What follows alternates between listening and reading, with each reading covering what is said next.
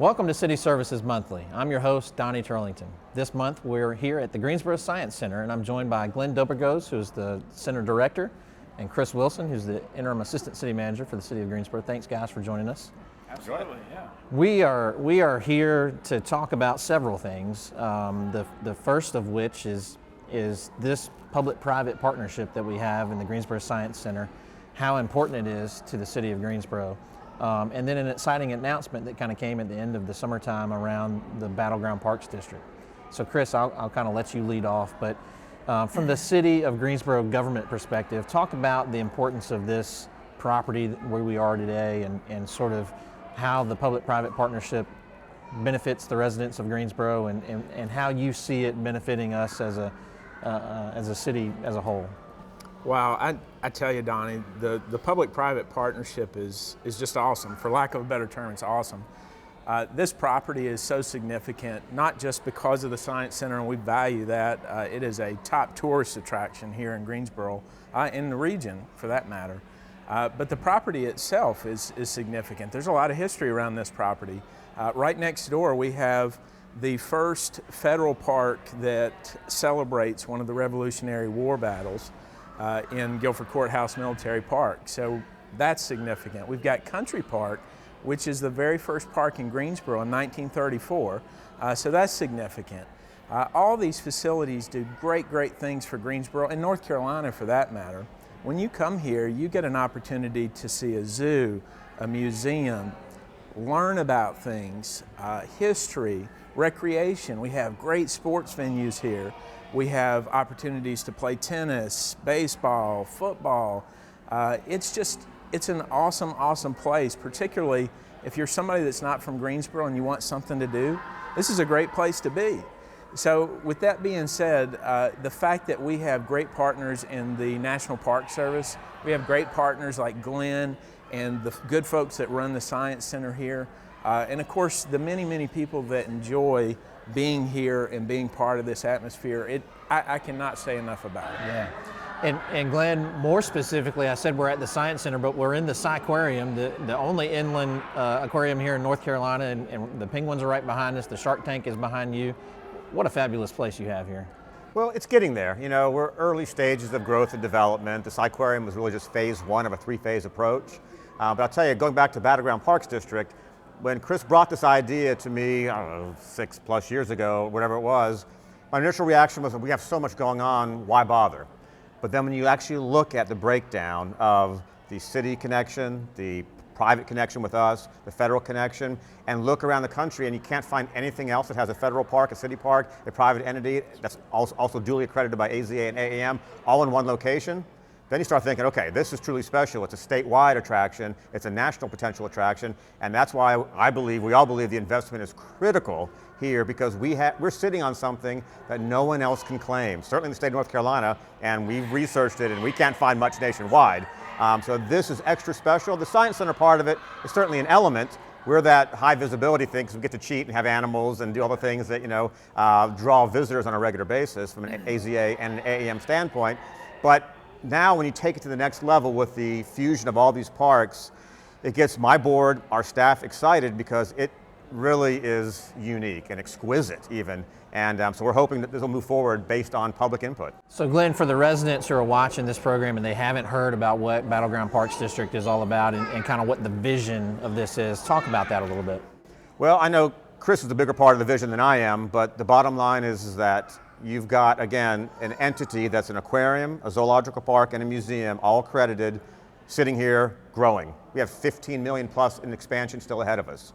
Then you've got the original city park, Country Park, that is kind of the diamond in the rough. It's ready to evolve. It's ready to be something extraordinary, really, with all the water down there and the promenade potential and the artisans and the food and the culture and the biking and the athletics and the zip lines maybe, that all can be part of that.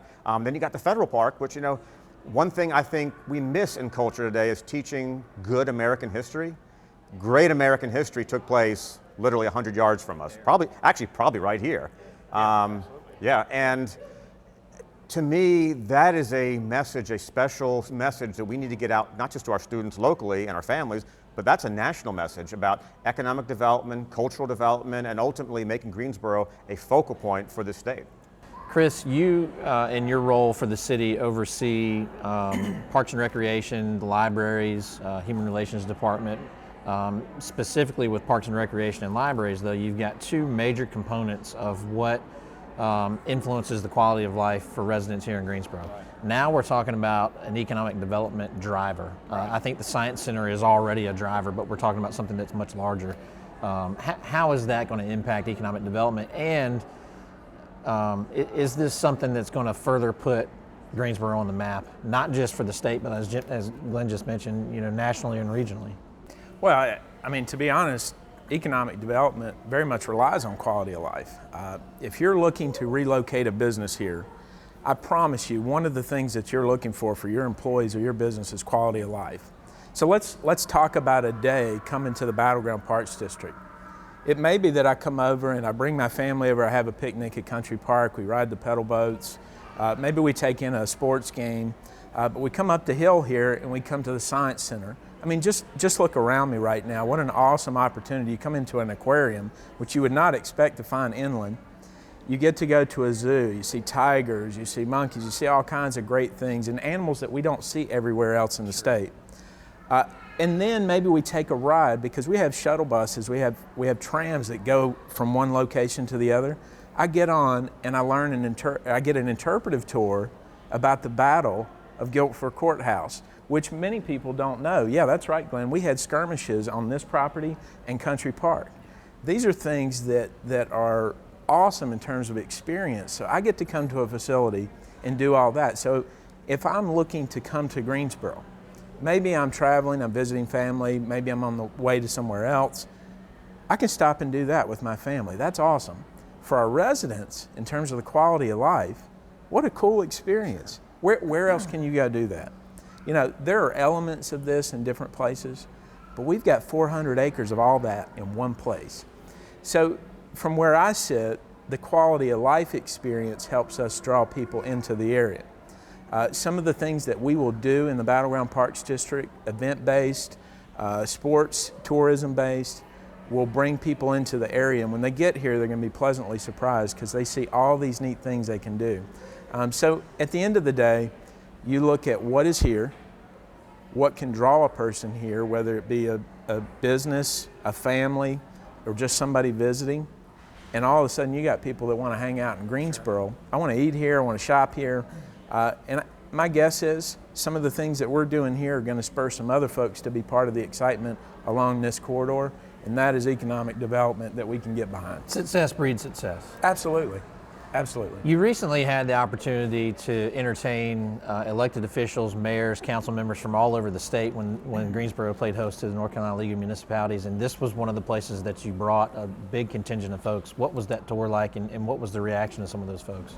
Well, Glenn is certainly the highlight of that tour, but what I will say to you, I think we set the bar very high. I don't believe they're going to get that tour anywhere else. Wow, what a positive feedback we got. We heard from people, oh man, I wish I had this in my community. How did you do this? How does this happen? The really cool thing that we shared with them is this wasn't all just tax dollars. There's a lot of private investment here, pooling of resources. The product you have today is the culmination of a community coming together, and the feedback we got, I think, was phenomenal. You want to add anything to that? Well, I mean, yeah, just watching their faces when they first came in, I think they're like, feel like they're on a regular tour and like, what's going to happen here? And by the end of the tour, after being above sharks and seeing baby penguins and going behind the scenes in the filtration systems, learning that their guts are very similar to a filtration system and all the things that like, where'd that come from? I just think they left with a different aspect, a different view on life to a certain extent. And also will take that back to their communities and say, wow, look what Greensboro's doing. With some innovation, some out-of-the-box thinking, we can do that too. Yeah. Guys, I appreciate your time so far. We're going to take a quick break, and then we'll come back and we'll talk a little bit more about what's in this actual facility. And I know you've got some guests that will be joining us shortly as well. Stay tuned. We'll be right back with more on City Services Monthly.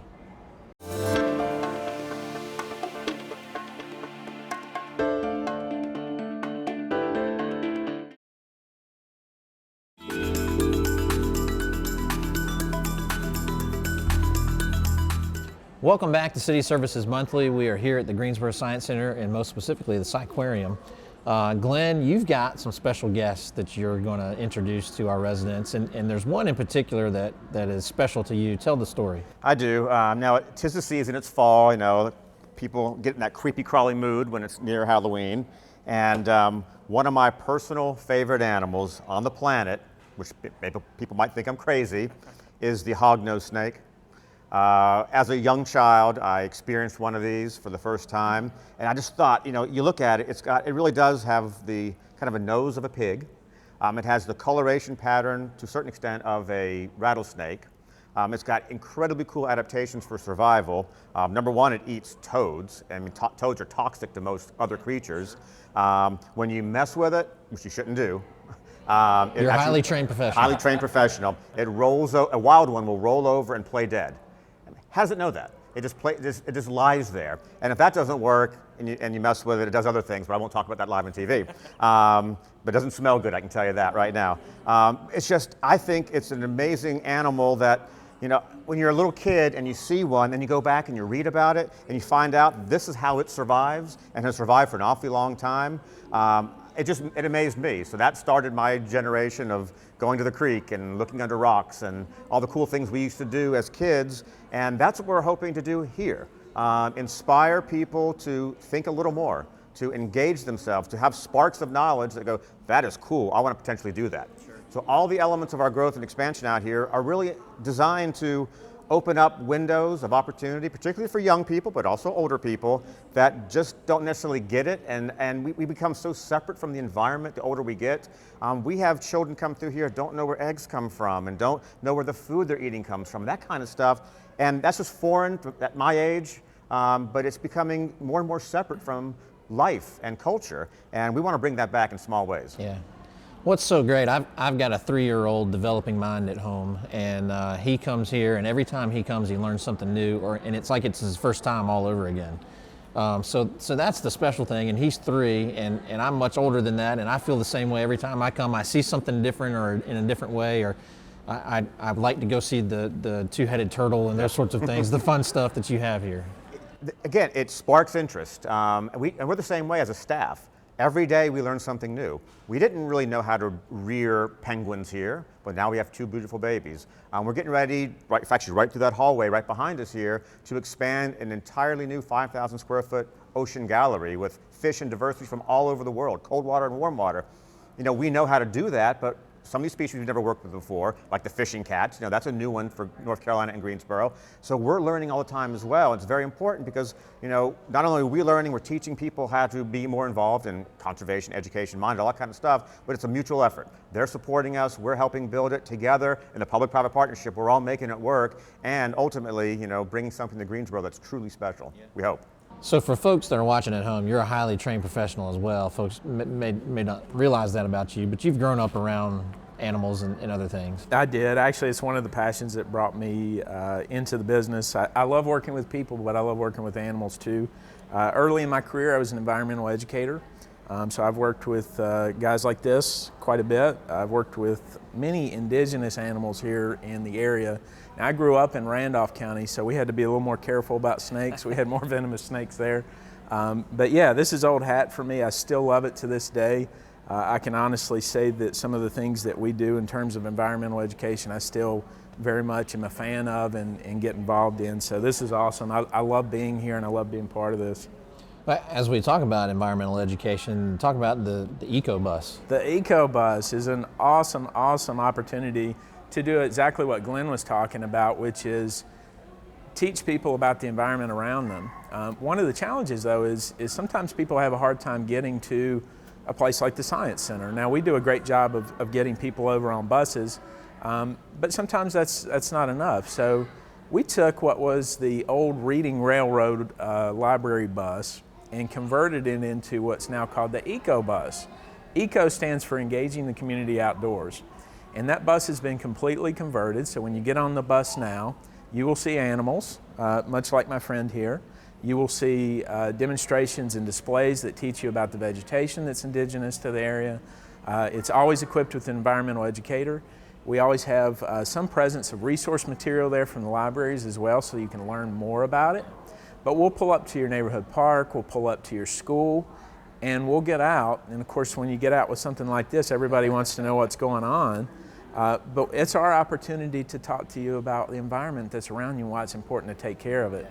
So we're very proud of the EcoBus, and I can tell you that we have so many people asking us about that we could be on the road every day and probably still not hear everywhere they want us to be. Well, Glenn, if this thing is ever missing, you know who to go talk to, because Absolutely. Chris may take it home. Well, I don't know if he knows it, but I'm sure he does actually. But this is a venomous species. I forgot to mention that. It's an opistoglyph, which means rear fang. So he uses those rear fangs when he eats a toad or a frog or something like that. But if he were to be bit right now, it would be a minor swelling probably. Wouldn't be the worst. Yeah. Well, I know you've got another guest to bring on. Speaking of fangs, yes. by the way, this one's a little more precarious to deal with, but definitely an awesome animal as I lean down. Hopefully it won't bite me, it won't. This is a rose hair tarantula. Now, a lot of people are afraid of spiders, and I get that, but you know, think about it as if it's a crab. It's just a land crab. That's really all it really is. But I am personally fascinated by these kind of creatures. They've been around for an awfully long time, and they just adapted to so many different lifestyles. Imagine, and I'm not sure how they figured out this statistic, but someone in the science world said if you were to remove all spiders from the planet for 1 week, that within that week, the entire surface of the planet would be covered in 6 inches of bugs. So as a predator out in nature, they're obviously very, very important. But also they just have incredibly cool adaptations. One I like to do when I teach young kids is the feeding mechanism. You'd ask a kid, you use a fork and use a knife and all that kind of stuff. They don't do that. They obviously use ambush. They penetrate these fangs deep into their prey item. And what's really cool, and I won't do it like on TV so much, but then they regurgitate all their gut enzymes and they squirt it into that animal and then just sit there and wait. And then it digests inside the exoskeleton and they suck it back in. Now what a great story. You get a kid going and imagine this thing 1,000 times bigger. It's the best monster you've ever seen on any movie you could imagine. So that is the kind of thing that engages kids. Mom, you're not going to believe, this is how spiders eat. And it may seem silly, but it's a step into thinking in a different way. That other creatures are surviving on this planet in unique ways and have been doing a lot longer than we have. Sure. Now, is this a spider that's found in North Carolina? Probably not, right? No. Okay. No, this is a so you don't have to worry South about that one crawling into your living room floor. A South American species. There are actually more dangerous ones here, like the black widows. You know, this guy, obviously, this girl, I should say, is very harmless. She's actually 18 years old. A lot of people don't know that the male spiders, sadly, don't live very long. The females can live 25 years, depending on the species, and she's 18 years old. So she's been around here a long time. Is it the case in this spider family that the females usually don't let the males live very long? Is that why the males don't live long? Well, we actually, I hate to say this story, but we tried to breed her, and instead she killed the male and ate him. True story. Well, that happens. And then she did not eat for an entire year, molted, and then started eating again.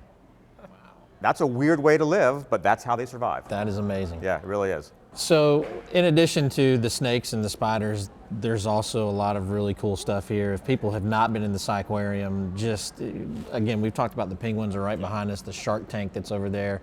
You've got some special cats that are here. The fishing cats, yes. Now, true story, not many people on staff wanted to bring fishing cats into an aquarium because who would expect to see a cat in an aquarium? But we wanted to be different. We wanted Greensboro to stand out, and it's an extraordinarily endangered animal, actually one of the most endangered in this building.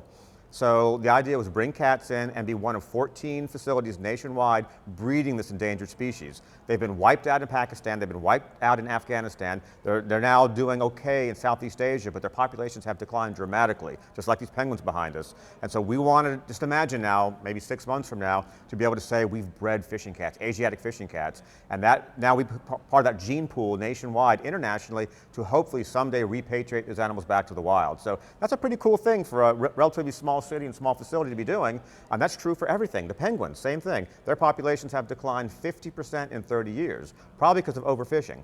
But now we're part of a breeding program that's part of an SSP, Species Survival Plan program, that pulls all that together and a lot of great professionals and scientists to help the species long term. Yeah. Glenn, you talked about future expansion. I know recently you all got an amazing gift. Talk about that a little bit. Yeah, the Wiseman family of Greensboro donated $1 million to expand the aquarium.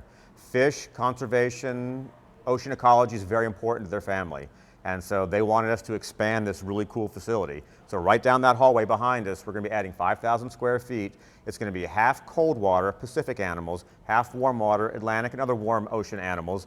Compare and contrast the two. But it could be over 50 species, probably about 20 exhibits of animals ranging from giant octopus, which is an amazing animal, only lives 2 years, but we'll be breeding them hopefully long term here. Also animals like garden eels that look like plants growing out of the sand, but they're actually living creatures. Mantis shrimp, which we're really excited about. It's only about so big, but per their body size have the strongest capacity, boxing capacity of any animal on the planet. And that's how they eat their prey. They basically, boom, hit them. You can't even see it with your naked eye, knocks them out, and they eat it.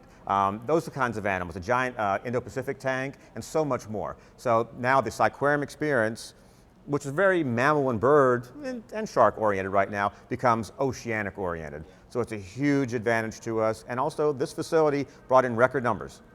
We jumped to 430,000 people the year after it opened, which we're now in the second year after it opened. That's enormous. That's a 30% increase over our largest number ever, which is when Bodies Revealed was here.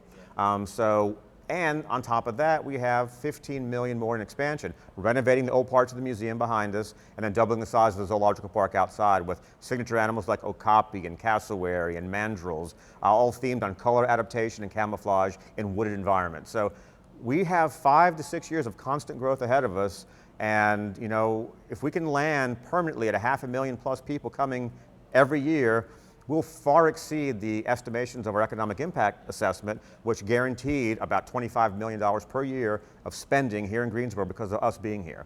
That's a pretty cool thing, and I think we can grow from there personally.